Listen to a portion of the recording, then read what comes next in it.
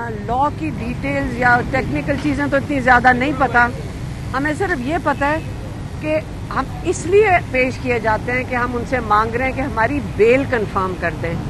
तो हर दफ़ा जब हम आते हैं, अब हम साल तो हमें हो गया आते हुए, 1.25 साल से ये केस चल रहा है। तो आमतौर पे जो इन्वेस्टिगेशन ऑफिसर होता है वो मौजूद नहीं होते या कोई वजह से हाई कोर्ट में होते हैं।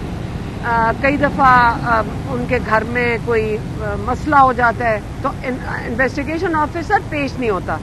क्योंकि वो पेश नहीं होता, कोई 200-250 लोग यहाँ आकर घरों को चले जाते हैं, इंसाफ नहीं मिलता और जज साहब कुछ कर नहीं सकते इन्वेस्टिगेशन ऑफिसर के दलाइल के बगैर। लेकिन आज सबसे अच्छा था, आज ये कहा वो पुलिस वालों ने कि आज इन्वेस्टिगेशन ऑफिसर इसलिए नहीं पेश हो सका क्योंकि रात वो बहुत मेहनत कर रहा था ये केस तैयार करने के लिए, और वो क्योंकि रात बहुत लेट हो गया तो वो अभी तक इन्वेस्टिगेशन ऑफिसर सो रहे हैं। इस वक्त आप फिर ये प्लीज बता दें, पुलिस ने अभी जज को कहा है कि इन्वेस्टिगेशन ऑफिसर सो रहे हैं, इसलिए हम सारों को जो बेल के लिए यहाँ पेश हुए थे उनको आज बेल नहीं मिल सकती। तो हमने जज साहब को ये भी कहा कि या तो वो इन्वेस्टिगेशन ऑफिसर के ऊपर कोई डेडलाइन डालें या तारीख रखें कि इस दिन तक वो ना पेश हुआ या उसने अपनी इन्वेस्टिगेशन ना पेश की तो वो उसको या सस्पेंड करें। मुझे नहीं पता लॉ क्या कहता है, लेकिन आखिरकार उसकी भी तो कोई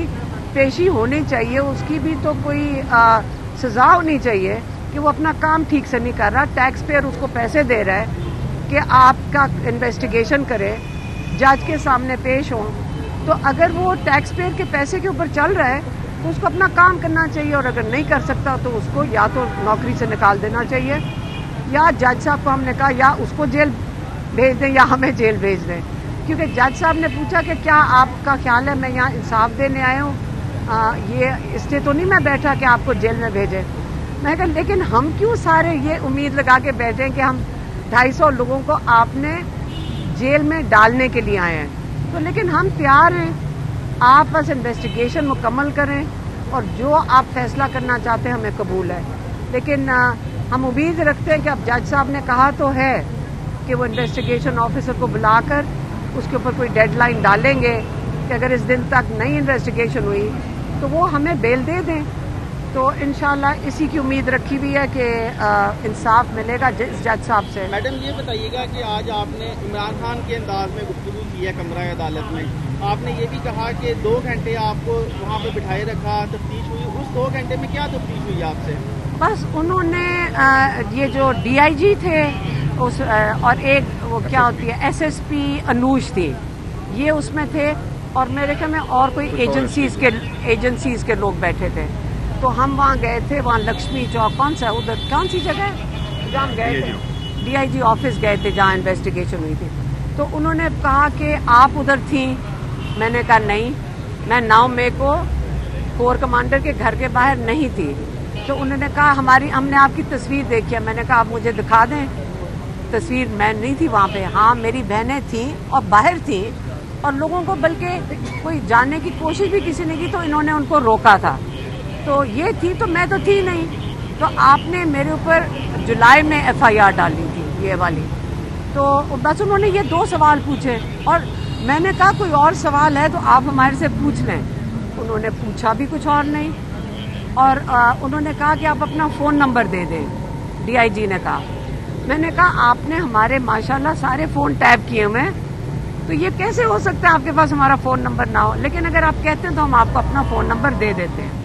तो उस पर वो मुस्कराए थे, और बस ये टोटल इन्वेस्टिगेशन थी। मैम ये बताइएगा कि आप लोग कहते हैं कि आपको कोई झूठे मुकदमा बनाए गए हैं। शहजाद अकबर साहब ने अपने इंटरव्यू में खुद एडमिट किया है कि PTI के दौर में नून लीग के लोगों को झूठे मुकदमा बनाए गए। क्या आप समझती हैं कि PTI के उस पर माफी मांगनी चाहिए? कौन से झूठे मुकदमे? शहजाद अकबर साहब ने कहा है कि PTI के दौर में नून लीग के लोगों को झूठे मुकदमा बनाए गए। शायद खान अब्बासी को उन्होंने नाम, मुझे तो नहीं पता किस चीज़ की बात कर रहे हैं। मैं सिर्फ ये कह सकती हूँ कि ये इस वक्त हमारा इम्तिहान नहीं है, ये इम्तिहान तो हमारी जजेस का है, हमारी इन्वेस्टिगेशन जो के जो पुलिस वाले हैं, ये इनका इम्तिहान तो इन्हीं का ही है। हमें इसकी आदत नहीं डालनी चाहिए कि अवाम को इंसाफ नहीं मिलेगा। हम हमेशा इनकी इज्जत करते हैं। हमने आज तक कभी किसी जज की, किसी पुलिस वालों की, हम कभी नहीं उनकी तौहीन नहीं करते, क्योंकि हमें आखिरकार उम्मीद तो है ना कि इंसाफ मिलेगा। तो इंशाल्लाह देखिए, एक होता है मुकदमा बनाना, एक होता है उसको चलाना। अब 1.5 साल से इनके ऊपर भी बड़ी मजबूरी है, पुलिस वालों पे ये चलाने की कोशिश कर रहे हैं। वो कहते हैं हमें ऊपर से ऑर्डर आते हैं।